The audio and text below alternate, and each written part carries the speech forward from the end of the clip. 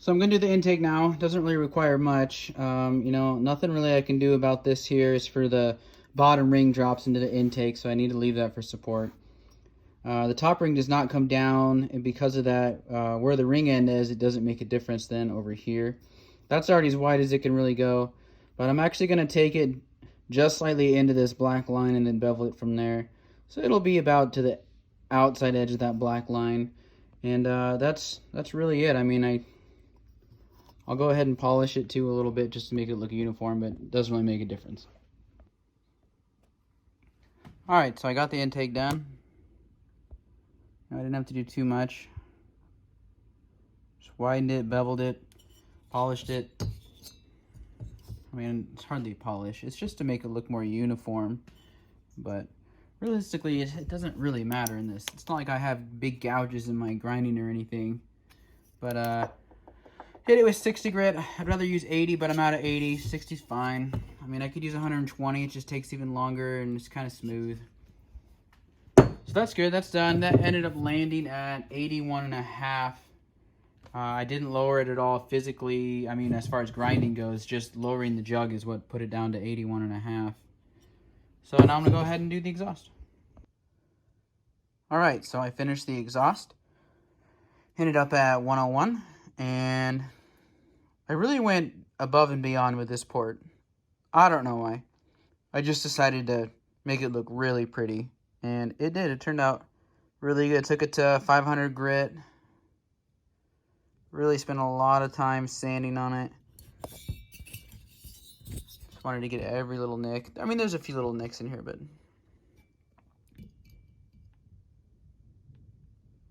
oh, that's really hard to see. Let's see here.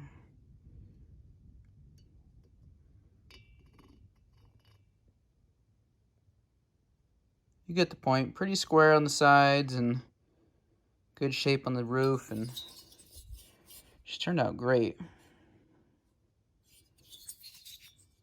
So that's at 101. Intake was at 81. It's like 81, 81.5. And originally I recorded my blowdown here as 16.5. But this last time I measured after doing the machine work, it was I got 19.5. And 19.5 is fine. I was actually thinking of raising it to 20. So I got to do a better job measuring these transfers. I'll probably use a ring, and then maybe it'd be great if I actually didn't even have to touch these upper transfers. Just add that bridge port I talked about, and then be done with it. That would be, I think, great. Keep a lot of velocity in that upper transfer. So maybe that'll work, but it wouldn't surprise me if I have to raise them maybe 2 degrees. It isn't too bad either. So yeah, see you next time. So I just finished the uppers. Next, I'm going to do that bridge port, but I just wanted to show you. It's kind of hard to see. It's always hard to see. Kind of see it there. I barely had to. I lowered it like the thickness of that Sharpie pin there, or raised it. I mean, it turned out pretty good. I mean, not a whole lot going on there.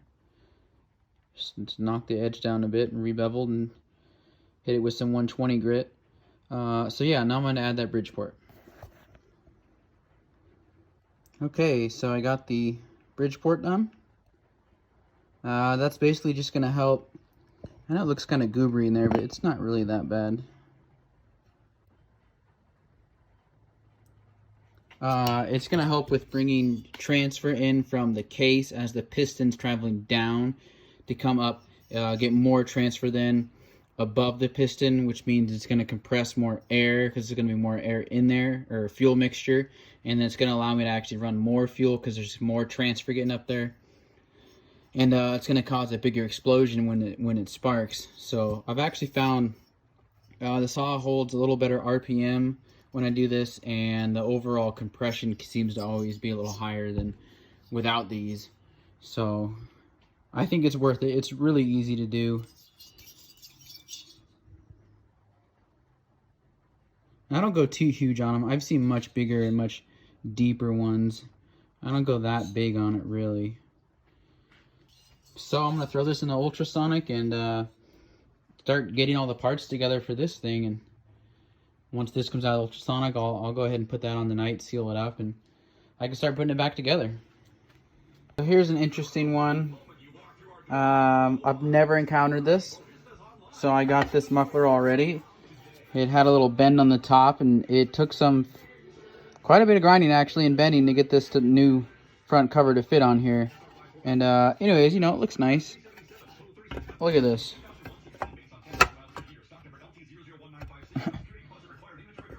Yeah, it doesn't fit. Does not fit on this case. This is the muffler that came off of it.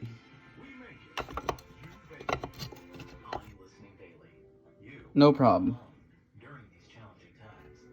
So, and this is welded on top. I guess I'm going to have to try to make this other case work. And by the way, if you've ever seen these and thought,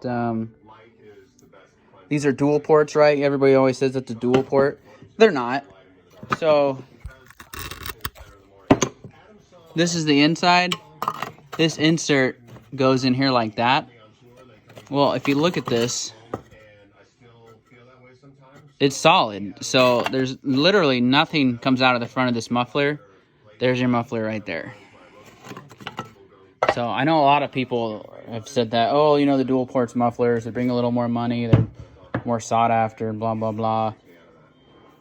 I think the Magnum version, no, I know for a fact, the Magnum version is for sure a dual port muffler. It's got a different, it's little in-between cover actually has a port through it.